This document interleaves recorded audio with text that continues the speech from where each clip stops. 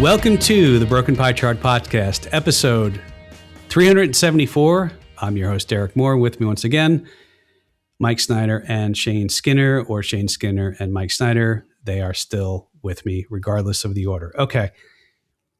Let's just talk about Intel. Intel, we're recording this on a Friday afternoon.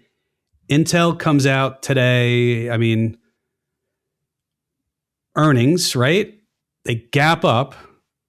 They gap up so much that we noticed that there weren't even that many option, call strike prices higher, much higher than Intel. It was like only a couple higher than the price. So it's kind of funny because there was a really popular trade, like a pairs trade. And a pairs trade is you short one thing, you buy another. And I remember there might be an ETF that was doing this, or maybe they announced they were doing it. I don't remember. And it was like, oh, you could be short Intel, long Nvidia, or you could be short Nvidia and long Intel. And so I looked over the past year. I pulled this up on Bloomberg. They have a historical spread screen. And I said, look at the relative performance of one versus another. So over the last year, on a cumulative basis, total return, including dividends, Intel has returned 376.87%. Nvidia is slacking, obviously, only up 195.98%. And Intel was underperforming. In fact, I would say as recent as August of 2025, it was trailing Nvidia by 78 percentage points. Now it is leading Nvidia by 180 percentage points. On a 2-year basis, Nvidia still, has a higher total cumulative return, 261% versus 237%. But Intel is catching up. Like a year ago, if you would have said, what pair do you want to do? Do you want to be long Nvidia, short Intel, or do you want to be long Intel or short Nvidia? I don't know anybody who would have been short Nvidia, long Intel. But here we are, and this is why it's really tough to price markets. So, Mike, let me bring you in first here. So you did the pairs trade, correct? You were long Intel, short Nvidia. I think you did mortgage your house, did synthetic options to do it, right? I was the first to that. Yep. I'm kidding, of course. But this gap up, first of all, earnings, right? That was the big thing. It was earnings. Yeah, it was earnings. Up with 23% in a day. Not to mention the fact that it's, pretty much doubled since, the start of the year. It's about doubled now.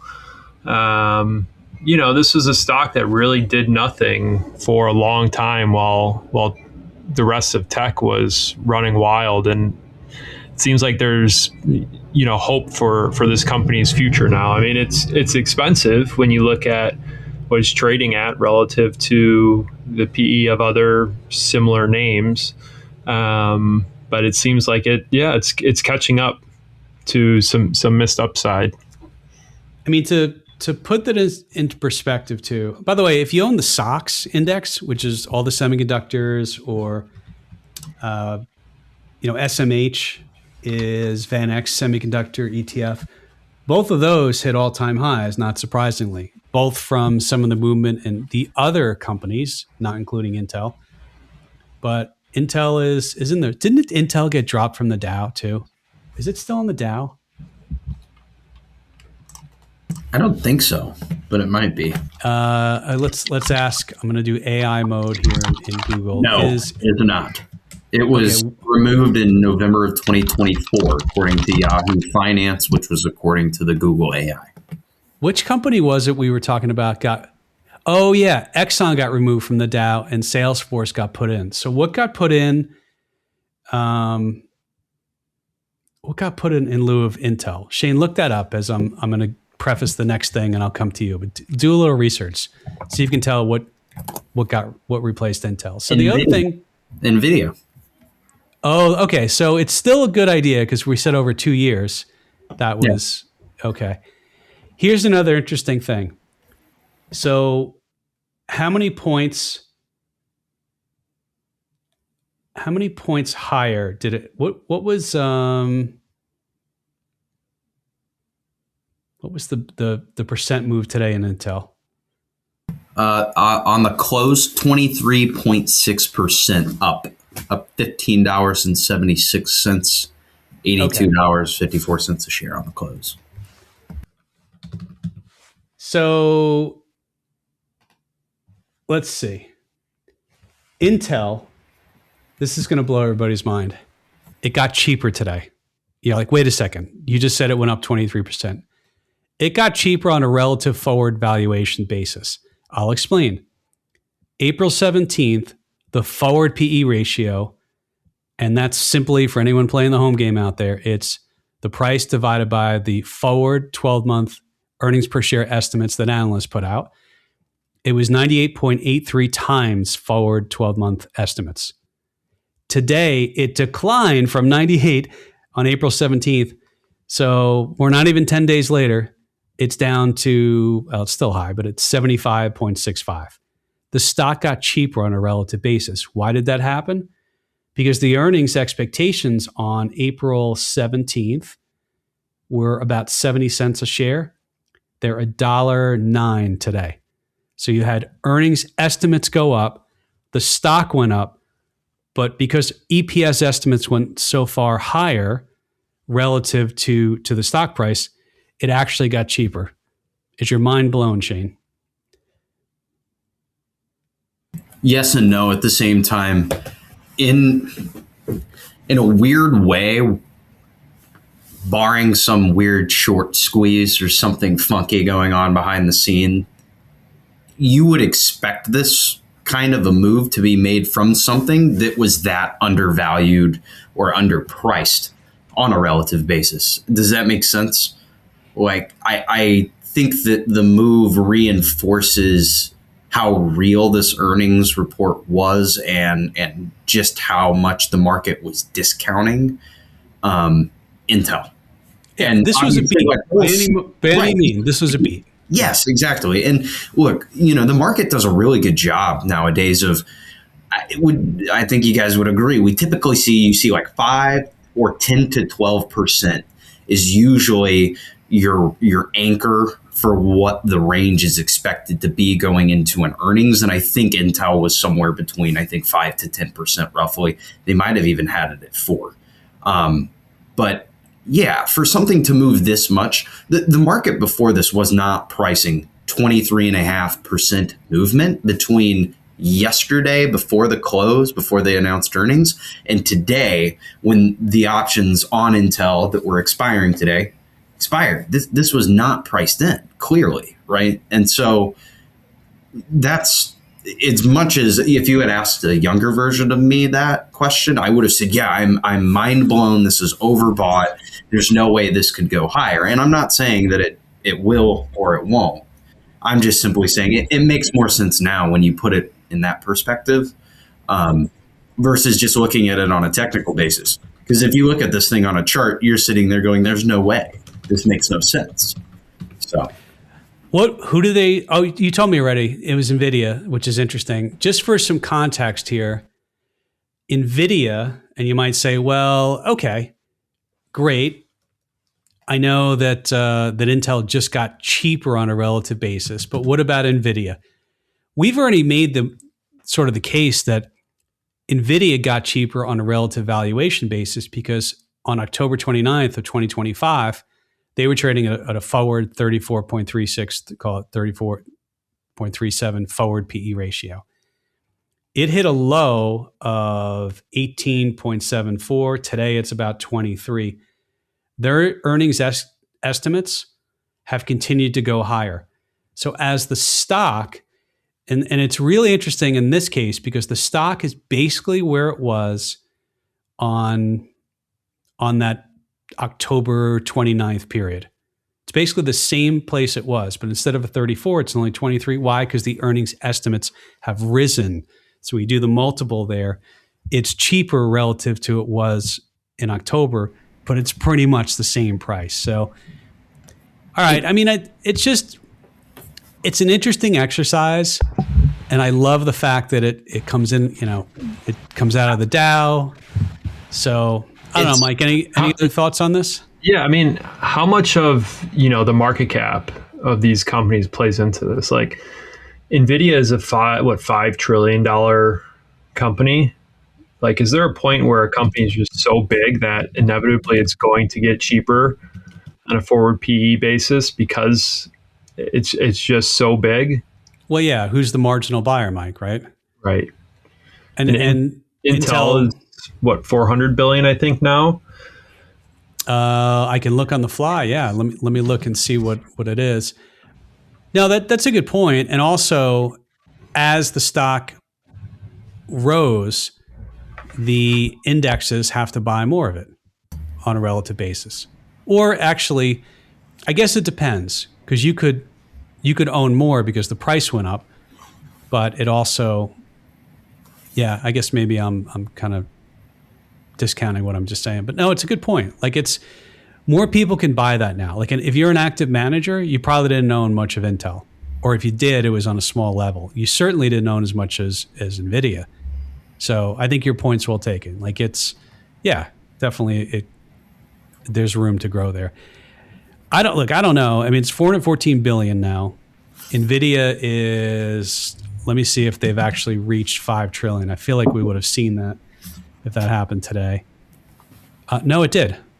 It's 5.06 trillion. So they did it. Is that the first $1 trillion company? $5 trillion company. It's got to be, right? I think so. I don't think Apple is 5 trillion. Didn't on last week's show I asked you both? So next week, does it hit 5 trillion? Didn't I? Yeah, it was 210. I think it had to hit like 210.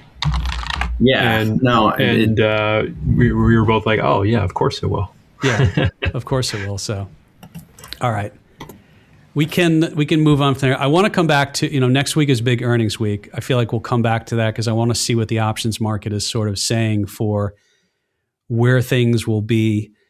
Shane, I'm kind of railing on the prediction market thing. So you had brought to my attention. I can summarize this, and you can kind of fill in the color. So I don't remember who it was. Somebody actually thought it was a good idea. Was it the temperature in Paris? Yeah. Yeah, it was essentially the weather markets on Polymarket in Paris. Yeah. So it was Polymarket. Okay. So basically, people could say, and this is in Celsius, but if a temperature is at this price or higher, it had odds.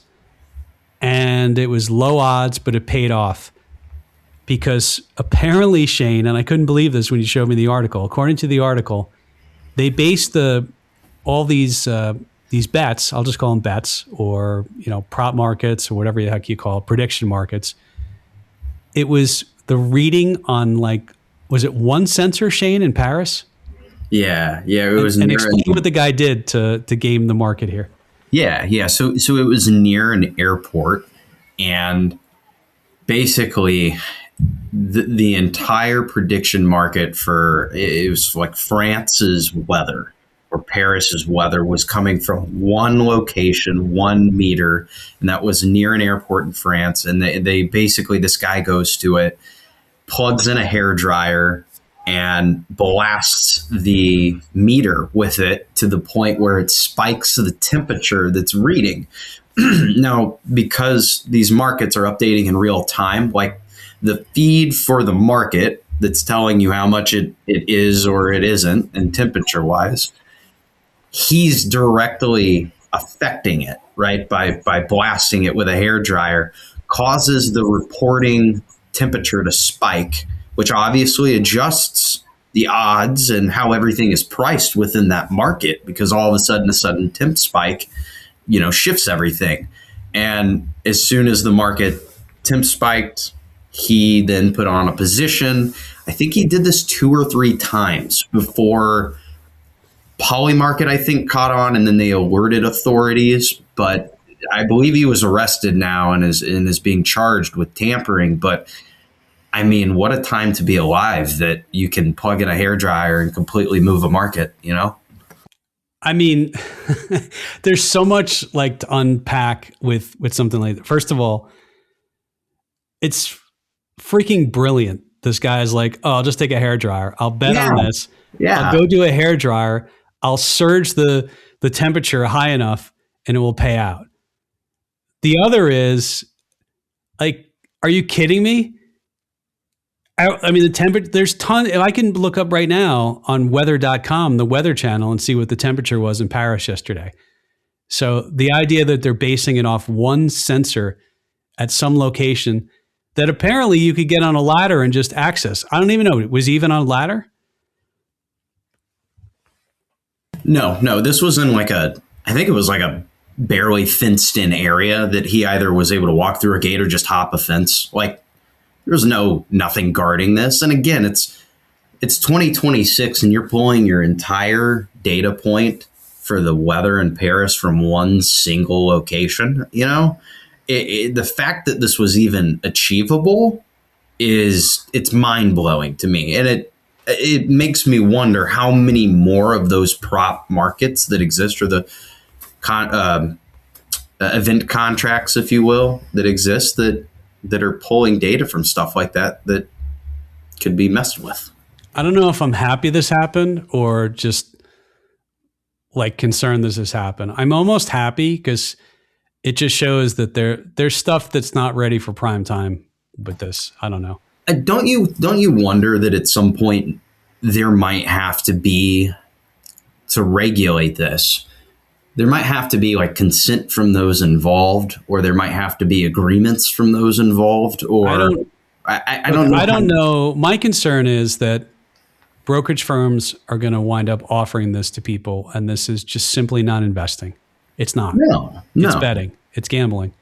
And you know, I mean, who's to stop you? Who's to stop them from creating a market on what is or not going to be said on Broken Pie Charts podcast this week? What is stopping that, right? Could you send a cease and desist and tell them? The guy did that. Mike, you were telling me that the guy during the earnings report said, oh, and for the prediction markets, Bitcoin, Ethereum, blockchain, like he just said all these words at the end so that the wagers paid off, right? Is that you telling me? I actually think Shane said that. All right. Well, yeah. I mean, still, but Mike, you've seen this stuff too. It's everywhere. Yeah, no, Derek, I think you summed it up well. Like, it's gambling, and you sort of have to know what you're getting into. It worries me that brokerage firms are wanting to take this stuff on because I think it mixes investing and gambling, and it sort of makes it seem like that they're similar, and really they're not. You know, these markets clearly can be influenced in a number of different ways. And it's very difficult to track who has insider information on certain bets, and so you just really don't know what you're getting into. It's gambling. If you want to gamble, that's one thing, but you just don't see how it would fit an investment strategy. Yeah, I mean, I go back to, you could know exactly what's a data point's going to be, and you don't know how the market's going to react. But some of the prediction markets that will actually let you take a position on a binary yes or no. And I think that's both interesting and it could be problematic too. It could be problematic because, like, imagine you have the information, but you don't get the outcome you want. Like, you still have risk. But if it's just a binary yes, no, like, oh, the crop report's going to come out above 3,000 tons per hectare, whatever that is. I'm making this up. The farmers out there are probably rolling their eyes at me. Like, that's very different than, oh, the crop report's going to come out and I'm taking a long position in soybeans or a short position in soybeans.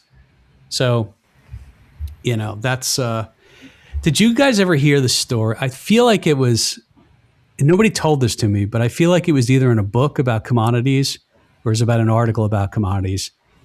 And I swear I read this, so I'll just repeat it. And it's a long time ago. It might have been the 80s. So people were, when there are drought conditions, it could hurt the crops, whatever it was. And so it causes the price of them to go up. And so whoever it was, they were short one of these, agricultural commodities. And the story is they paid off a bunch of the Chicago firefighters to use the fire trucks, the hose, to spray one of the windows. So the traders are like, oh, it's raining. And then the price fell and then they made money. That was I don't know if that's actually true or not, but it almost reminds it, thinking about that and how some of these could be impacted by things like that. Mike, I think that was you. You're the one who was doing that, right? Yes, that was me. That was not you. That was not, but anyway. All right. So where should we go now? Let's talk a little bit about the earnings picture for next week. And yeah, kind of a big deal. Next Wednesday, I'll just give you a few of the names. Not too big of a company. Microsoft, Amazon, Meta, Alphabet. Chipotle is also that day, but I'm saying this with a straight face. I was being sarcastic there. Those are the big names. Apple is on Friday after the close. So 1, 2, 3, 4, 5 of the Mag 7 are reporting. And then, of course, I think May 30th is when, is it May 30th or May 20th? One of those, but it's late. NVIDIA reports. And we already had Tesla. And Tesla it was a meandering response to their report. So kind of a big deal, as Will Ferrell would say, an anchorman. So I wanted to take a look at the options market on some of these. And I'll start with Microsoft. Microsoft's been, of these, it's probably performed the worst. And I feel like this is the one, we always ask, which one are you most interested to see? I'm sort of interested to see what they say, simply because, all right, are we going to get any news about OpenAI? Are they going to say anything there? Are they going to tell us anything about the revenue? Also, I feel like their earnings expectations have still been pretty good from an EPS standpoint. Their multiples come down. So if I look at the 425 strike, and I'm looking at the implied volatility, it's 59. So 59 basically is, if the expected move on a one-day basis was 1%, it would be, 15.875. So then you say, well, 59 divided by 16, the rule of 16, basically about 3.7 rounded is the expected one-day move based upon, the implied volatility move there. That may go higher the day before earnings, but I don't know, Mike. What's the straddle look? The straddle, by the way, I'll make it easy for you since I'm looking at the chain. $18 on the call. Actually, I'm giving you the wrong one. $13 on the call and $14.30.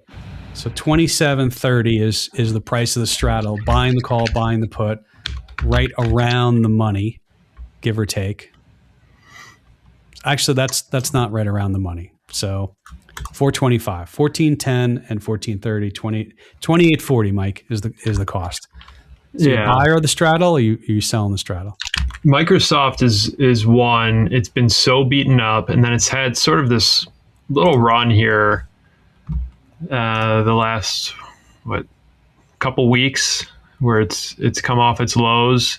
This is one I could see moving more on earnings maybe than others. So this is pricing in about, is it a 6.6% move, somewhere around there, one way or another. I could see this one having a big move after earnings.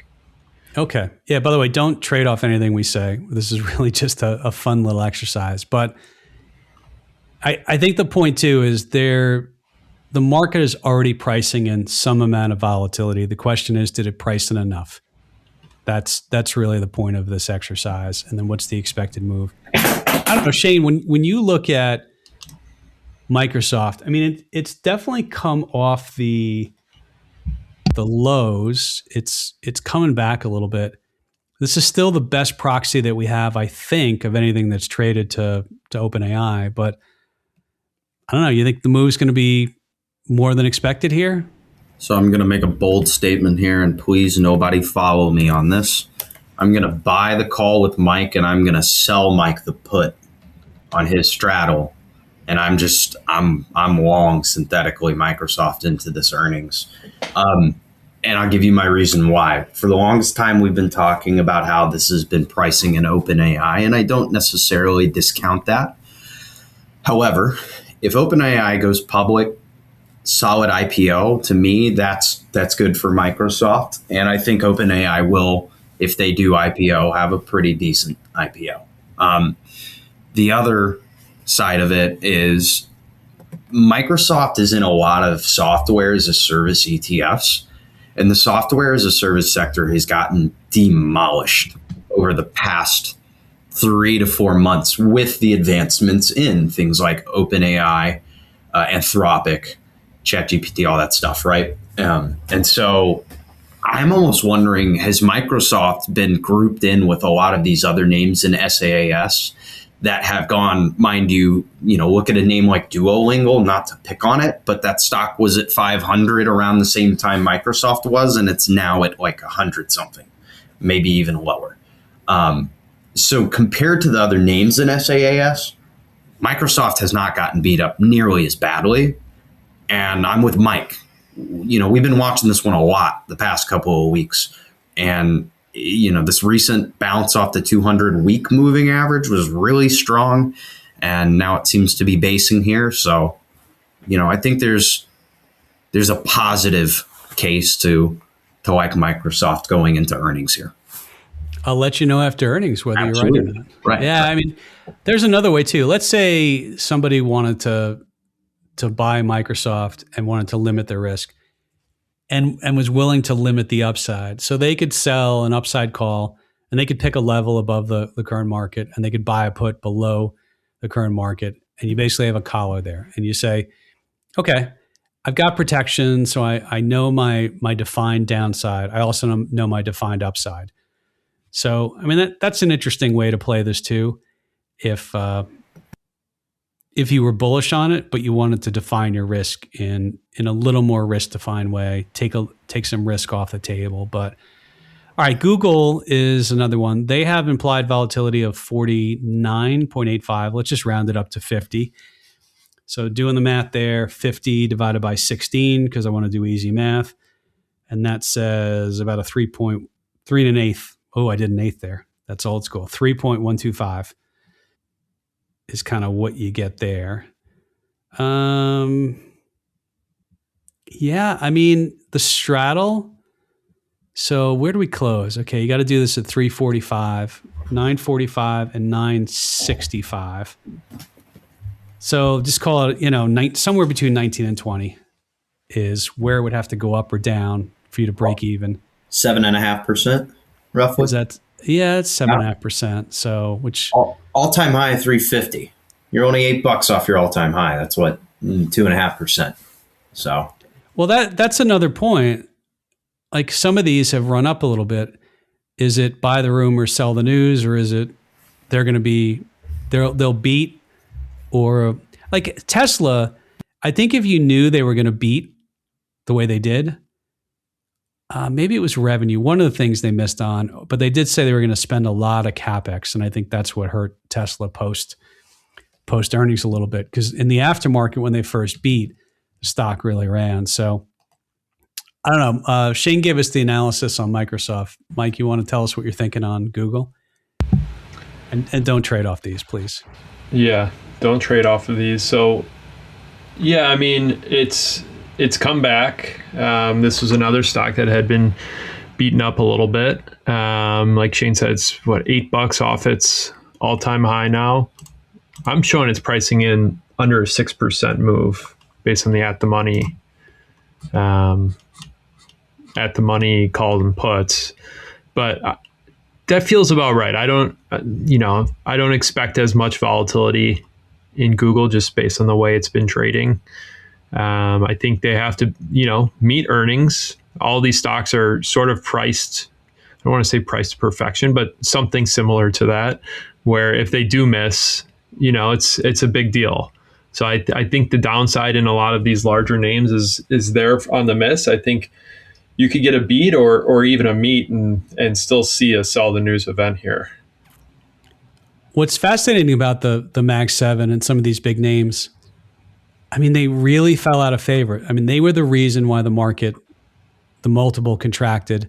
I know we had Iran, we had inflation, we have all this stuff. And I always say it matters. It matters when it matters. Remember, Michelle Cabrera was filming live in front of the Greek Pantheon, talking about Greek potentially getting a bailout. Their debt to GDP is higher now, but it doesn't matter now. She's not over there doing, I don't know if she's still a contributor to CNBC or not. But yeah, I mean, all these stocks, it's like, yeah, in the end, their earnings estimates kept going higher, even when they were going lower. So to me, Google, the narrative for a while was OpenAI was going to make them obsolete. Now maybe, you would say Claude. I think Claude is outdoing ChatGPT. But yeah, I don't know. I'm going to be interested to see what Google said. Like, that's the thing. In all these calls, I really want to listen to the conference call, and I want to see what they're saying and what questions they're getting, what they give for forward guidance, because the analyst, and kudos to the analyst, like, they've been right on this.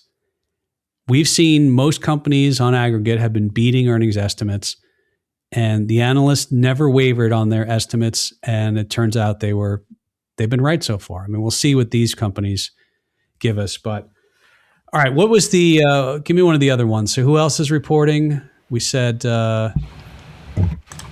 Microsoft, Google. You got Apple Thursday. They just did something with the CEO, something weird. I don't know, like a new one, right? Like, well, Tim Cook eventually, right? Was gonna. I give Tim Cook credit because he had to take over for Steve Jobs. It's like taking over for Bill Parcells. Yeah, you can't win. Good luck. But I'll use Professor Aswath Damodaran. And when he classified Tim Cook, I mean, he did this on a podcast a number of years ago. He kind of said, Tim Cook is a quote unquote operations guy. He's the guy who always kept the trains running on time. And, I mean, the news was, I think it was received well of somebody else coming in. I guess, one of the points some people made was maybe Apple will be a little more innovative. Maybe they'll be quicker to come out with new products, and I don't know if it was the right move or not to really rush into AI. I mean, so far everyone else spend the CapEx. Siri is unusable. I'm sorry, Apple. I'm sorry, Tim Cook. It's unusable. Like, last weekend I was asking it something and I'm like, why do I even bother? Like, every time I ask it something, it's like, don't do it. Just don't even do this to yourself. So let me take a look at Apple's options though. I'm curious so far Microsoft had the highest implied volatility. Apple closed about 271. I'll look at the 270s. Man, they are not predicting a big move for Apple. 36.5 implied vol. I mean, it's not really that big. Shane, with this one, I mean, maybe a lot of the news is already baked in. I don't know. Yeah, it feels like the vol is low here. But you know what? Apple has not been that volatile relative to the other ones anyway. I mean, it never seems to be. Famous last words, right? But I don't know. Him doing this before earnings, that announcement coming 2 weeks before earnings, to me, or a week before, I should say. Yeah, that's just, I don't know, maybe you're right. Like, maybe the vol's already out of it with that, and there's sort of expectations on they already know what's coming, right? Tim Cook did his job. We're very excited about the future. There's a lot of promise. Might be vague, not bad, right, on the forecast or what to expect coming forward. But I'm with you. I could see them being more innovative. I could see this being a time of more expansion. And reaching into different areas, products. But I don't think they've been wrong to go slow on this AI thing. And my reasoning for that becomes, what comes after these LLMs, right? What comes after ChatGPT? What comes when whatever this next phase is going to be, which I'm sure is going to be sooner than people realize, right? And I wasn't around. I was, but I wasn't around for the development of the web, probably as consciously as Mike and Derek, you guys were. I was trading. The web evolved, right? The web wasn't the way it was in the 90s, was not the way the web was in the 2000s, was not how it evolved into the 2010s and now. So my reasoning behind that is because, again, Derek, you come back to how, like, Netscape, right? Like, I don't remember Netscape, but Netscape was the thing at one point. And why I say that is I don't think LLMs are going to be the thing in AI. There's so many issues with them, right? They're really useful and helpful, and it's very impressive what they're capable of doing, but they also are not without their problems and issues and inefficiencies. And so it's just a matter of, and if this AI thing is real, right, the acceleration of this stuff, it's going to pick up speed faster and faster. It shouldn't slow down or be drawn out. So we'll see. I'm just asking, what browser from a release date did Google get released? So Cameron Dawson, I mentioned this a couple of times. She was at the CFA Society presentation, or dinner, I should say, in Phoenix. And I feel like she said it was either the 7th or the 17th browser to get released. Yeah. But think about, what Google figured out was how to monetize it. And I mean, this is according to Google's AI mode. Google Chrome was released 2008. Really? In terms of major browsers that define the internet, Google was the last of the big five to arrive. When it was released, it entered a market that had already been established for nearly 15 years. So Netscape, Internet Explorer, those were 94, 95, Safari 2003, Mozilla Firefox 2004, and then Google Chrome 2008. Like, think about that. I didn't realize it was that late. But you know what? I don't remember. I remember Google's IPO, but I don't remember Google. There was Netscape, Excite, was it Go.com? There was Spyglass, Yahoo. What's the other one? Yeah, Internet Explorer. That was one of them. So AOL was the AOL one. Well, AOL, it wasn't. Like AOL, you would get a CD in the mail, and it was almost like this. It was almost like an app before there were apps. Like a software. Yeah, it was almost like a software. So Schwab, I remember, had a trading software. They called it Velocity. And Velocity, you got a CD in the mail. And then Velocity was like, it wasn't streaming, but if you hit the circle, it would update the prices. And then I think you could place trades on it. But literally, it was a CD in the mail. So like this, it wasn't advanced at that point that you could have all this streaming stuff. Anyway, that's neither here nor there. The point is, like, yeah, we're still early innings. And you asked me about the internet era. You're right. Like, people weren't necessarily they could make cool stuff. You had a lot of investment into internet. They weren't really sure how to monetize it. And then when you looked at some of the companies like pets.com, it's like the forecast where the more they sold, they didn't get economies of scale. Like your cost of goods just went up with the amount of sales. And that was the case a couple, in different spots around the market. But by the way, Meta and Amazon both have 65 IVs, implied volatility. So those are the ones that are expecting higher moves. And I don't know, like I'm not an analyst. I always tell people this. And yes, I can do analytical work. I can do discounted cash flows. I can do all that stuff. But I'm not channel checking. I'm not calling people and looking at stuff on these individual companies.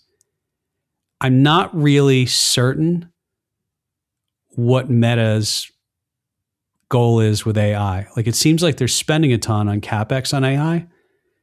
But right now, I mean, Anthropic, OpenAI, you hear about those, certainly Google. I think, through XAI, like they're creating models. I think Amazon or Meta has created models. I don't really know how they monetize that. I guess I'm not sure. And at some point, are they just going to change the name of Meta back to Facebook? Did either of you guys see that Zuckerberg is going to have an AI version of himself meeting with managers? Yeah, I can't wait. I have no idea. So he's going to use an AI version of himself. They're building one so that he can basically be the direct respondent, and managers can interact with him to get a direct, like, Zuckerberg generated response to the question they're asking on how to handle a project or a situation. Well, I mean, it's like Clippy from Microsoft Word, right? Well, all right. Let's go on to something else. I'm done talking about Meta. I think, I mean, we're going to get a lot of news next week. It has the potential to move the market, or maybe it just reaffirms that earnings were right all along. And, we'll see what happens. All right. The other thing, meme stocks are back. I didn't know this, but apparently Avis is bankrupt. Or they actually, let me not say that. Did they file for bankruptcy? Let me look this up. Avis. I can't say I'm that. Okay. Avis Corp is not currently bankrupt, but is experiencing extreme stock volatility due to a massive short squeeze and high debt, not positive business fundamentals. Well, the stock recently soared. It carries significant risk, roughly $6 billion in corporate debt, and a massive 2025 net loss of $856 million. Okay, that's a lot. So let's explain what a short squeeze is first. Mike, do you want to take us through what a short squeeze is? Explain that for our audience. Yeah, I mean, it's basically when there's a significant amount of the float in the available shares is sold short, and due to an event, those short sellers are forced to buy in their stock that they were borrowing, which drives the price up.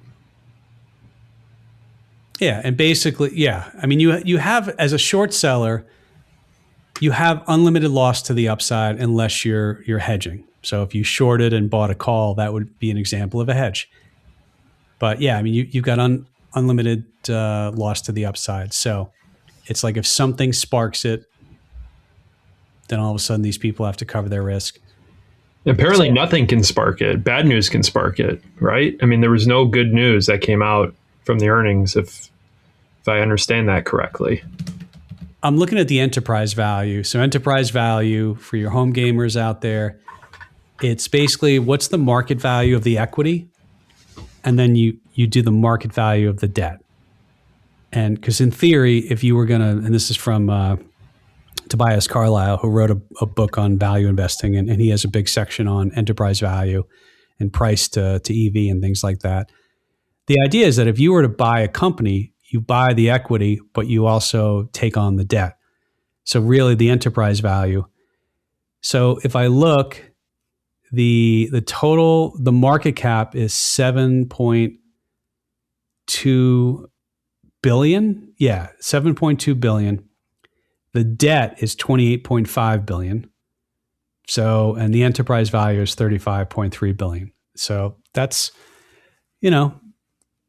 on a relative basis, that's kind of, a big ratio there. So Shane, I mean, this got memey. So just explain what the price was and what it actually ran up to before it came back down.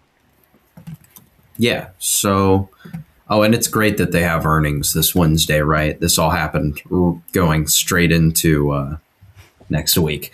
So after that last earnings report in February of this year, They dropped to a low of about $90.92. Sorry, 85.96 was the low.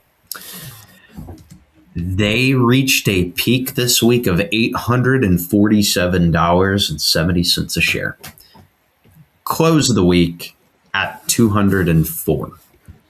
I think that I think that just shows the magnitude. Like, I think it was Drunken Miller said, like, he never made money shorting stock, and that's not a recommendation to not short stock. But the point is, like, it's really hard to know, and like sometimes when you say, Derek, like, you see that, right? You hear that earnings report, and your brain goes, "This company's going to go under. Why would I not?" If the stock isn't hard to borrow yet, or I can get my hands on some shares, why would I not short that? And this is an example of sometimes you think you know something, or you know more than the market does, and yet the market can still behave in pretty erratic manners. All right, I'm just looking at the analyst recommendations here. So it's not funny. It's just there's not many analysts on. I didn't realize this even traded. I'll be honest with you. Cool ticker though. CAR, like, good for them for grabbing that one. So, okay, there are let's see, one buy. Good for that analyst. They got lucky. 4 holds and 3 sells. So 50% of the analyst recommendations are holds. I'm just looking to see if anybody has changed. Yeah, somebody went underweight for recommendation on 423. I would say that's pretty prescient to go underweight. Somebody else on the 20th, they said underweight. Yeah, of course. If the thing runs, you're like, let's take some off the table there. That makes sense. The analyst with the buy is from Jefferies. According to Bloomberg, Stephanie Moore. Love to see the write-up there. So that was on February 20th. Yeah, good for her. She was the only brave soul to say a buy recommendation. You know, the thing it's too bad for these guys too, because one of the things they could have done is, I mean, you wish they could have hit the do a secondary offer when it was above 700. Like, how cool would that have been to just say, let's just issue a bunch of stock at 700. Do a stock split. The CFO would. No. Like, you issue equity, so you increase the float. Right. Oh, the CFO would have been, the man if he was able to have pulled that off. Like, they should have done a secondary offering like immediately and just taken whatever they could. So their market cap right now is 7.2 billion, and where we sit, their debt was 25. So, like, they could have issued a bunch of equity and used that cash to pay down some of the debt. I think that's what AMC did, and I believe one of the other memes. So, Mike, if you were on the board of directors of this company, which of course you aren't, how fast would you have been trying to issue equity? I was just thinking, how fast can you do it? I mean, it seems like it would have been a no-brainer. Like, can you just do that? I'm sure there's paperwork you have to file, and it has to be approved, right? So by the time you submit it, the stock might have gone from 800 to 200. Yeah, that's right. I mean, I think they can do it pretty quick. A secondary offering. Sometimes they have, I forget what they call it, but they have kind of, it's almost like a standing or standing document or registration. I forget what it is. I'll remember like tomorrow. Where maybe if they've already filed something, then they're a little bit quicker. It's not exactly the same as, a company authorizes buybacks, and then if a company did the reverse, like they had a reverse meme stock, they could just buy a ton of their stock in because they already authorized it. But yeah, I don't know. I'd have to take a look at that. I can't say I've ever been a part of a team doing a secondary offering or doing certainly the offering docs. But yeah, I would have done this like yesterday if I could. And I don't know. I mean, do they still do it? where's the stock? If you look at a chart of the stock, Shane, what'd you say they were before they made this run? Yeah, it dropped below 90. So at that point, I think it was 85. So I mean, if you're sitting at 200 and you had 85 after the sell-off on the horrible earnings report, you would think you'd still want to do it here, probably, right? Yeah, I mean, the problem, I guess, is, remember, when you are buying back stock, you're reducing the share count, and all else equal, and it never is, your EPS, your earnings per share, theoretically is helped because you have less shares to do the math. Your net income divided by your shares outstanding. So when you do the reverse, you're diluting shareholders. That was the argument against MicroStrategies when they were issuing stock to then buy more Bitcoin. It's like you keep diluting the shareholders, and they have any sort of metrics. I don't feel like talking about MicroStrategies today, so I'll skip that. But that's the problem. Like, you do dilute the equity holders. The question is it worth it because you're retiring the debt? So, right. It's like, what are you going to do with the cash that you bring in? If that's going to materially benefit the books, then it might be worth it. But it has to make a significant difference, right? Like, you have to have somewhere meaningful to put that cash that you're raising. I'm just looking at what the forward PE it spiked to at 700. Give me a second. I'm doing this on the fly. So if I look, okay, so the forward PE ratio on April 21st was 100, almost call it 136. It's now down to 38 times.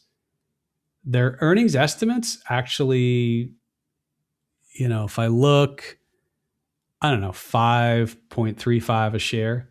So if you doubled your equity, your per share, your EPS estimate would go from 535 to, to half of that, whatever that is, to 250 plus 17. Yeah. Five. Yeah. Five. So it'd be 536, call it, divided by 2. So that's what it would be. 268. There you go. 268. Yeah, I was off there. Sorry. Yep. 260. So, all right. Well, good for them. Was this a Reddit thing? Did this get sparked up in the Reddit chat rooms? Is that still a thing? Wall Street Bets? I don't know. I don't want to. I'm not gonna say where I think it came from until I confirm it, and I'll follow up next week with that if I do find out it was. Just because you'll see then why. I don't think it was Reddit. I think it was a larger firm. But again, I think the short float was, or the amount shorted was larger than the amount available.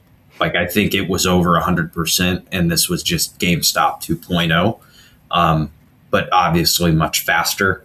And, I'm sure the Reddit crowd caught on after it. They were aware, is what you're telling me. Yeah, absolutely. Another one that's out there that was in the meme craze back when I started on the desk at TD in 2020, Nokia, 16-year high today. I didn't realize they exist still. Well, I wonder if somebody bought the patents and this was a relaunched Nokia. Could be. I feel like Nokia, we do have AI for this. It's not flip phones, right? It's got to be something related to AI and manufacturing, I would think. But it's incredible to see that. I mean, I didn't have a Nokia, but Mike, Derek, did you guys at one point? It was Nokia. Nokia. Oh yeah, everybody had those little tiny phones. And I still remember the ring. That ring totally annoys me. Yeah. So I mean, you never know. So according to AI, Google's AI search here, they never technically went bankrupt, but nearly collapsed after losing its dominant mobile phone market share to Apple and Android. To survive, the Finnish company sold its phone business to Microsoft in 2013, 2014. Oh yeah, that didn't work for Microsoft. and successfully reemerged as a major B2B networking infrastructure and patent technology leader. Yeah, it's the patents they have. Yeah, I don't know anything about the stock, but I've said this before. Like, imagine you nailed this in the mid 90s. You absolutely nailed it. You said everyone eventually is going to have a cell phone, and eventually everyone's going to have an operating system. You would have been like, oh yeah. Like, if you knew the screen, it was going to go beyond just a phone, but that everyone's going to have it, and eventually you'll have a screen and there'll be an operating system. You're like, oh yeah, easy. It's going to be a Nokia phone with Microsoft operating, a Windows Phone OS. Nope, didn't get that right. Like, that's why this is hard sometimes to pick these. And I will tell you, I would have been like, there's no way Nokia is not the leader. Apple wasn't even on the radar before the iPhone. Not even a tiny little glimpse. It was Samsung, but Nokia was the big one. So, all right, let's go through recommendations. So, Shane, you got anything? Playoff hockey. I'm just in playoff basketball. It's been interesting so far. There's some dominant leaders in the NHL right now. I think Carolina and Colorado are both up 3-0, and those might be the favorites to see each other in the finals. So, I was going to do playoff hockey too. I'm so sorry. You're so right though. Like, if you've never watched hockey and you're like, I don't know about playoff hockey, it's just so different. It really is. I know, our producer is I guess he's our producer. He's the person who, we never edit this. I think that's obvious, right? But he syncs up the audio, syncs up. So yeah, he kind of produces it for us.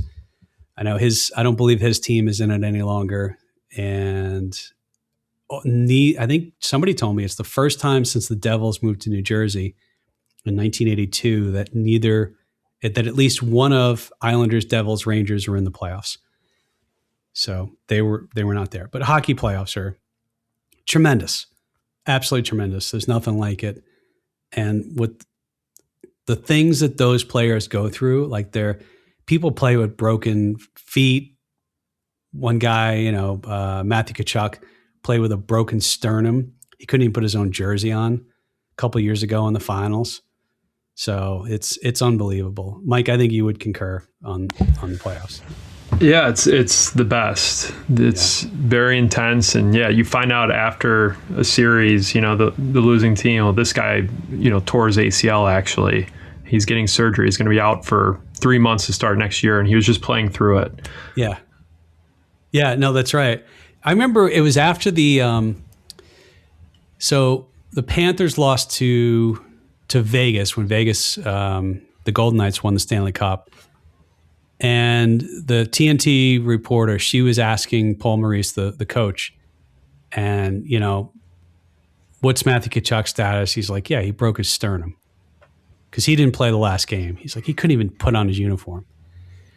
And he played. And then they were asking about, I think it was Ekblad, one of the defensemen. He said, yeah, he looks like he's hurt. He goes, well, yeah, he's been playing with a broken ankle or foot. And he broke it in the first series, like a month ago. And she's like, against such and such? He's like, yeah. And he just played through it. So, yeah, it's unbelievable. It's great. I think I've already said I finished watching The Pit. I might have said that last week. It's still a strong recommendation. And I'm just going to go, there's a buy recommendation on Rooster on HBO. I feel like that's a show that's worth checking out. On my pre-recommendation, pre-buy list is Friends and Neighbors. It's back. But come on, Apple. Since you don't give me all the episodes, I'm just going to have to wait and watch it later. But it's season 2. So a couple things that are out there. All right. We did it. We're going to big week next week. We'll come back next week and we'll see how right or wrong we actually were on everything we talked about. And I'm going to go look into where a sensor is in Arizona so I can open a Polymarket account and go somewhere with a hairdryer. I'm really not going to do that. I think that's ridiculous, but thanks for telling us that story, Shane. Anytime. Thank you. All right. See you, everyone.